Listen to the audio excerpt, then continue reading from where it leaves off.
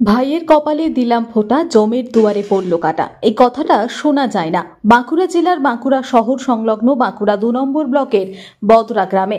এই গ্রামে পালন করা হয় না ভাইফোঁটা। কি অবাক হচ্ছেন? অবাক হওয়াটাই স্বাভাবিক। বৃহস্পতিবার গোটা রাজ্যে চলবে ভাইফোঁটা উৎসব, আর তখনই বাঁকুড়ায় এই গ্রামে বোনেরা ফোঁটা দেবেন ভাইদের।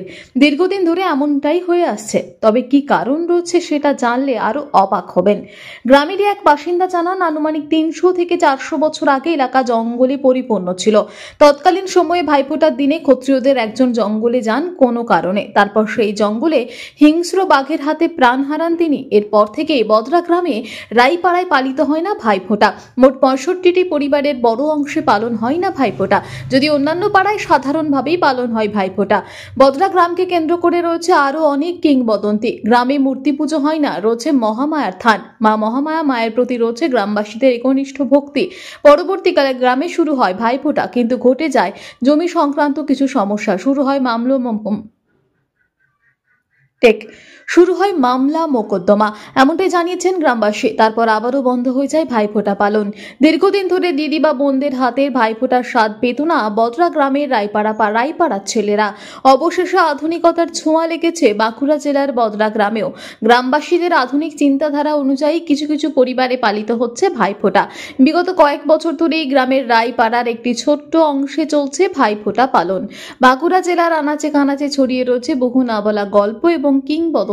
বাঁকুড়ার পল্লী সমাজের অলিতে গলিতে রয়েছে বিশেষ প্রথা এবং বিশ্বাস।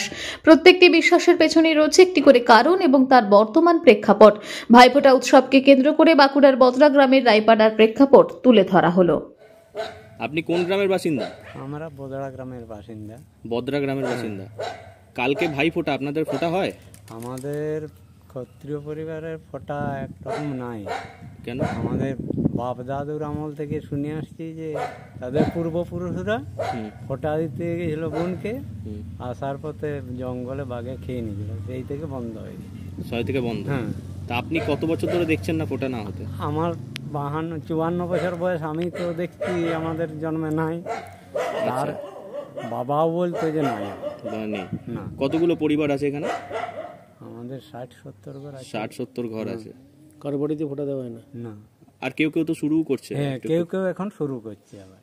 আচ্ছা, তো কি বলবেন এই যে একটা ভাইফোঁটার উৎসব, বোনেরা ফোঁটা দিতে পারে না, বোনেরা দুঃখ করে না? ভাইরা দুঃখ করে না, কিন্তু ওই মিষ্টি খাওয়া খাওয়ি সব করে, কিন্তু ফোঁটাটি দেয়নি। আচ্ছা, সবই হয়, হ্যাঁ, ফোঁটাটা হয় না। আপনার নাম পরিচয়? তুষারকান্তি রায়, আমার বাড়ি বদরা। আপনাদের বাড়িতে ভাইফোঁটা হয় না? আমাদের বাড়িতে ভাইফোঁটা হয়নি। আপনার বাড়ি কোথায়? আমার বাড়ি বদরা রায়পাড়া। বদরা রায়পাড়াতে? কেন ভাইফোঁটা হয় না? ওই আগে পূর্বপুরুষরা গিয়েছিল ভাইফোঁটা দিয়ে, সেই দিন মনে যে যাতে ঘটনাটা ঘটেছিল, সেই তখন থেকে আমাদের বন্ধ হয়ে গেছে। তখন থেকেই বন্ধ হয়ে গেছে? এমনি অনুষ্ঠান সব কিছু হয়, খাওয়া দাওয়া সবই হয়, ফোঁটাটা হয়নি। আপনার বয়স কত হলো? আমার বয়স 50। 50 বছর ধরে একবারও ভাইফোঁটা দেখেননি? না।